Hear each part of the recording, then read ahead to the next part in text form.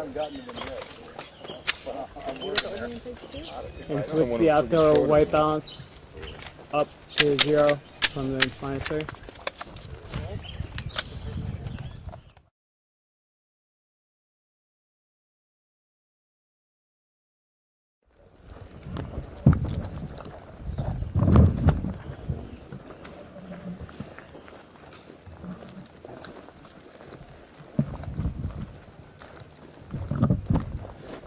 Let's have 3 lines.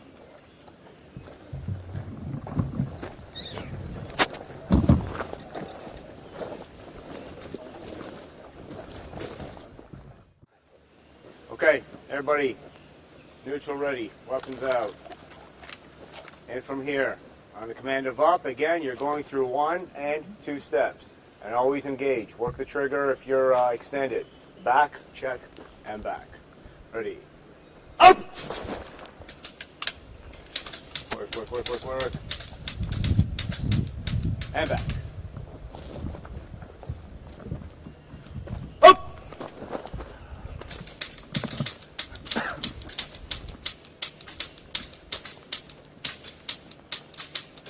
And back. Up!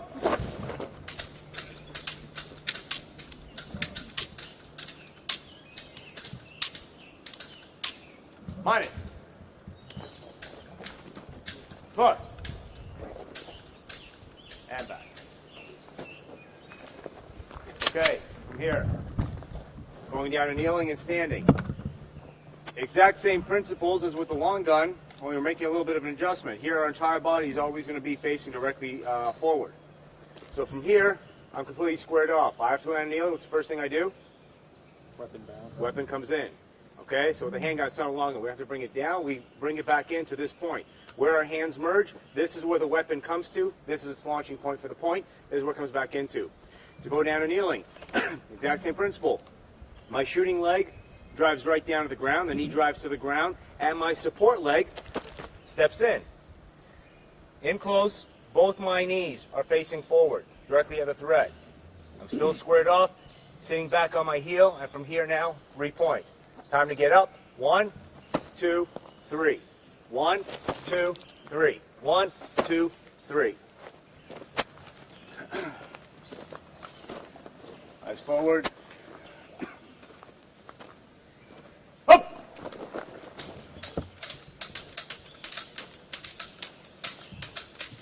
Kneeling.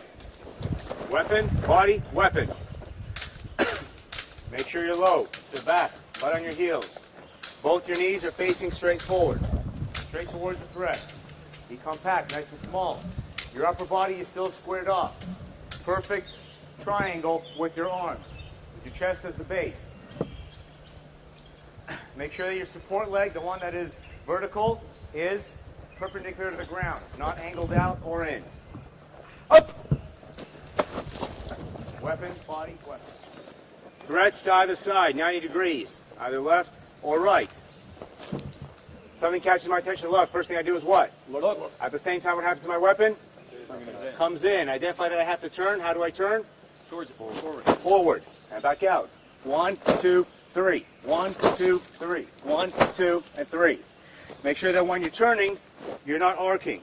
You're not making big circular steps. You are cutting right through. Stepping right through as fast as possible. So your stance doesn't widen and you're getting to that point of completion a lot quicker, okay? 1, 2, 3. 1, 2, 3. Eyes forward.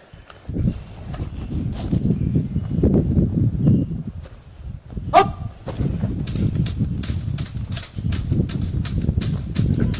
Kneeling. Standing.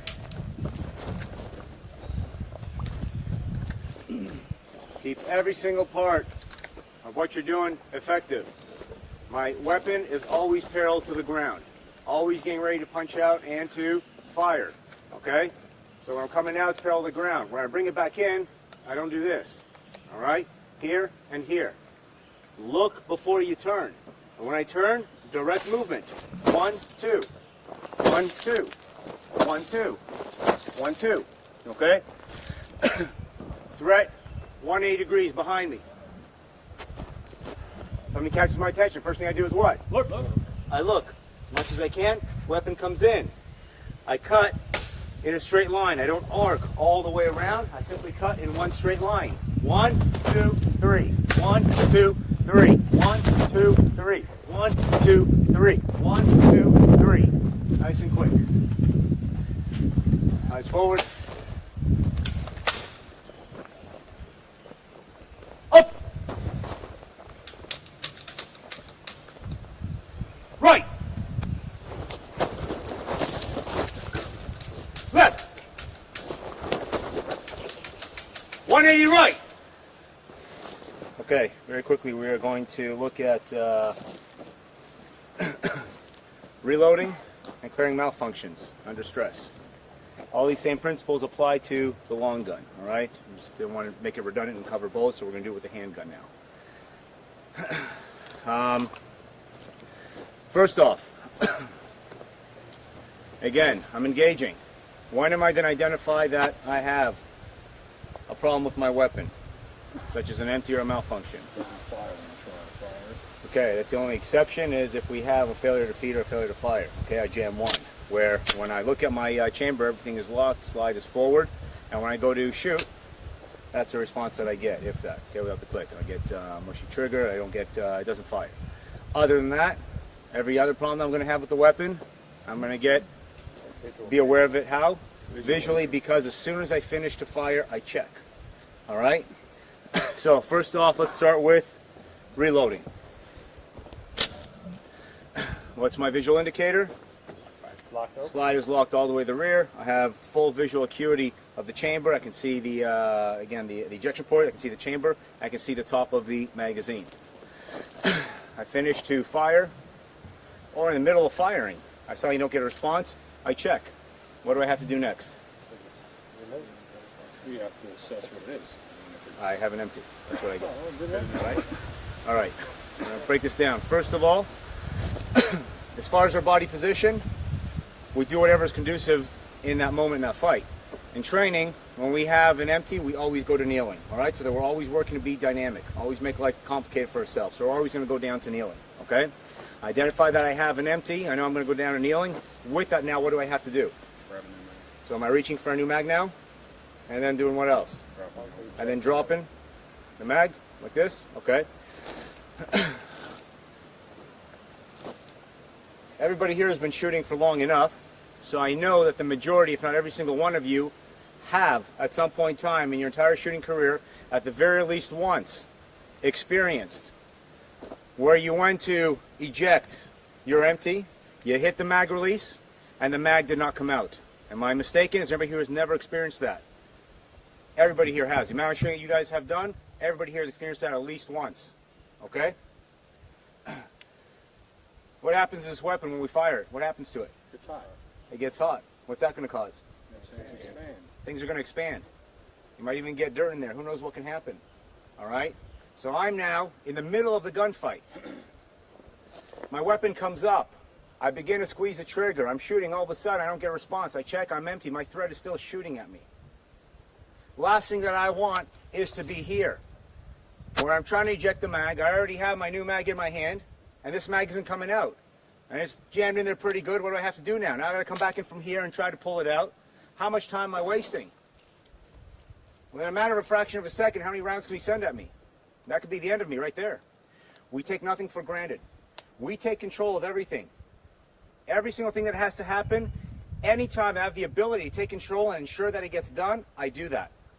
I will always, always compromise half a second for the sake of not being stuck with wasting 5 seconds to remedy the problem because I took something for granted. Everybody understand that principle?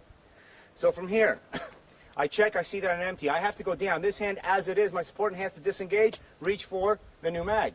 As it does that, I'm going to activate the magazine release, and I am going to take that magazine out and throw it away. I am guaranteed 100% of the time now that it is going to come out. Okay? All I'm doing it from here again, using my thumb and my index finger, ripping it out. All right? As I'm going down. From here, one, and immediately reaching down for my new mag. My weapon, I turn it up vertically. It's underneath my line of sight, so it doesn't obscure my vision, and it's in my periphery so I can see what's going on with my weapon. Reach out, I grab my new mag. The small basics that make all the difference in the world that people overlook. How do I grab my mag? How should it rest in my hand when I extract it from my pouch? Tip of my finger should be in contact with that first round. You make sure that you reach in there as deep as possible, and when you pull it out, you've got it engulfed in your hand. Pad of your finger on the tip of that first round. The biggest problem people have with reloading under stress, they grab the magazine halfway like this, and what ends up happening? Okay, you're now trying to feed, and this is what's going on, all this. It's wasted time that can very easily be prevented. Basics, a lot of people forget, okay, make all the difference in the world. Index finger is right up. From here, all I'm doing is inserting my index finger into my pinky, making contact. This you can do all day long in the dark. Okay, once I have that, slam it in shut. Now what do I have to do? Rack back. So I have to drop the slide, right? So I do that how? Okay, so option number one, we have, well, I know you guys do this. Racking the slide. Who here does that? Okay, what's another option that we have? Slide release. Slide release. Who here does that? We are in a predicament that every millisecond that is compromised can be the end of us. The end of us means the end of innocent people. We cannot take anything for granted. To rack the slide back, and let me ask you this again. How many of you here, throughout the course of your entire shooting experience, have inserted the mag, racked the slide back, and the slide did not release? Has anybody here that has not had that happen to them at least once? It happens. Majority rules. All right? You've been lucky so far. Pulling the slide back, what am I doing? I am causing an action to create a chain reaction to get me my end result. That's no good. I am pulling the slide, leaving the pressure on the mag release, hoping that the mechanism is going to fall down so I can then let go of the slide and it's going to slide forward. I'm hoping that that chain reaction is going to work. As opposed to activating the thumb release, the slide release, which is an action to get me directly my result that I want. I have more guarantee times that's going to work than the first situation. Everybody understand? So our preference is to use the slide release. Now, how am I going to release the slide? No trick question, guys. Fourth thumb. Like this? Okay. I want you guys to answer me this question. Everybody sees everything here? Am I chambered? Put your hands up for yes. Put your hands up for no. I'm the one holding this gun. I'm the one who did that action. I couldn't even tell you. I would have to sit here and fire and hope that I am. Under stress, your body isn't going to wait for anything. Your right hand is not going to wait for your left. Your mind is in subconscious mode, instinct survival. It wants to throw everything out there to make you survive. It is not going to calculate. It is simply going to act. We over-exaggerate things under stress. Our actions are bigger. Our actions are quicker. The number one shooter-caused malfunction in gunfights is prematurely dropping the slide on a reload. So the problem I have now, I've inserted, I've dropped, I've come up, I'm engaging, nothing is coming out. How long is it going to take me to realize that my gun isn't firing? Guess what? There have been countless police officers, as I already mentioned yesterday, police officers and soldiers in gunfights. By the entire duration of the gunfight, the gun is in this position here, and they're still squeezing the trigger thinking the gun is firing. Why? Because that's what happens to us under stress. So let's assume that I'm quick. Let's assume it only takes me 1 to 2 seconds to realize that my gun isn't firing. What do I have to do next? I have to, okay, remedy that problem. How long does that take me? Half a second? So what, I've wasted a second and a half here? In a second and a half, how many rounds can the bad guy send my way? I'm always going to sacrifice half a second to ensure that I don't face the consequences of wasting more seconds than that. Okay? So from here, I reinsert the fresh mag, support hand drops the slide, support hand thumb. I know 100% now that I am chambered. Okay? Very quickly. I'm engaging. Don't get a response. What do? Check. Check. I have an empty. What do? Rip as I drop down to kneeling. New mag comes out. Index finger to pinky. 1, 2, and 3. And back up as fast as possible. Good. Same thing now with one hand. I'm engaging. I get one hand that gets taken out of the fight. Squeeze the trigger. I don't get a reaction. What do? Check. I check. I have an empty. What do I have to do now? Strip it out. Strip. Okay. Mag out. How am I going to strip it out? With one hand. All right. I'm Let's try hoping. to start with the I'm mag hoping release. that is what I'm going to start with. Okay. I'm hoping that this is going to work for me. All right. If not, again, it's a matter of knowing your weapon, knowing your gear. It's a good thing to have. Number one, on your magazines, extended mag lips.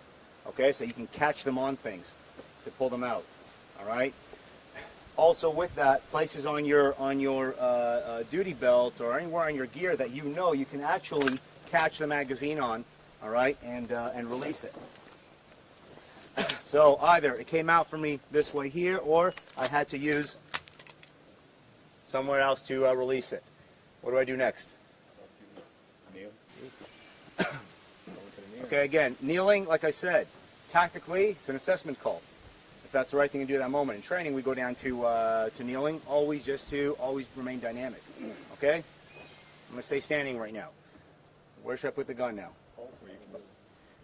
The most conducive place to sticking it where it's going to be safe and I can easily access is my holster. It's designed to hold my gun. That's the best place. Okay? Reach in, grab my new mag, immediately insert. Obviously I have no choice now, but I'm going to drop with my shooting hand thumb. Not that it really matters because it's only one hand that's inserting the mag and dropping the slide here, and I'm ready to go. If holster isn't available, okay, then what other option do I have? Sorry? Okay, this is another option, sure. Whatever you do, do not go sticking it between your legs, okay? See, a lot of systems teach this. I'm in the middle of a gunfight. What's my body going to be doing? Other than shaking and trembling, I got to move now. What's going to happen to me? My legs are going to open. The gun is going to fall. You're going to lose it. All right? Holster under the arm. If not, if I'm going to kneeling, another option that I have is to stick it in behind my knee and from here. Okay? I see some instructors teaching to do it this way here, with the line of fire facing out, and the reasoning here again is safety. Safety does not come from where your weapon is pointing. You will be able to adhere to the laser rule and to muzzling issues when you're on the range and everything is controlled. In real life and dynamic combat, everybody's going to be running across your weapon. Safety does not come from where your line of fire is pointing. It does not come from this. It comes from this. Being aware of what you're doing and knowing when it's time to stick your finger on the trigger and to depress it. Sticking the weapon out this way here, I'm blocking the action. I'm making it a lot more difficult for me to effectively handle my weapon. So from here, it comes in behind. I want the magazine well clear and free. All right, so I can come in now, grab my weapon, insert, and I'm ready to go. Okay? Once again, very quickly, one-handed. First thing I do is what? Check. I have an empty. What do? First, I just try to release the mag using the magazine release. That doesn't work. I have to know where on my body I can effectively reach, okay, to release it. The best place to insert the weapon again is either in the holster. If not, this is good because I can still move around. If not, if I'm going down to kneeling, behind the knee, reach, reinsert your new mag, weapon up, and drop and repoint. Okay? Any questions? If my slide is closed to begin with, or it drops on me prematurely, all right, and again, it's one-handed, what's the best way that I have to rack it? So commonly, people revert to using their belts. which is fine if you know your belt, you know your weapon, you know you have a place on your belt that is going to afford you the pressure, the friction, and the hold point that you need in order to lock it, all right? If it's not working for you, or you don't have a place on your belt, the best way to rack your weapon one-handed is in kneeling, rear sights on your heel, and from here, I have the most control over my weapon, okay? The heel is stable, it's always going to give you pressure as well as locking the rear sights into a friction point. Okay, from here, I come up to engage, squeeze the trigger, I don't get a response, all right? Or I just get a click here. What's the problem? What do I have? I have what I referred to as a jam 1, failure to feed, failure to fire. There are a handful of issues causing this that I can remedy in the field. All the rest, it's going to be an armor problem, okay? Broken firing pin, broken extractors, whatever the issue is, all right? Things that I can remedy in the field. Why is the gun not firing? You guys know. It's empty. It's a bad run. Empty or a bad run. It's empty. I would, let's first of all start. How do we remedy that? What would be the remedy? Okay, it's a tap rack, so let's work backwards from that now. First thing we do is tap. Why? Because one potential problem is it's a magazine issue. And the magazine is not fully locked into place, not seated properly. Okay, so we have to tap in order to remedy that problem. Next, I could have a problem in the chamber. I can have a bad round, it's not chambered. Okay, so what do I have to do?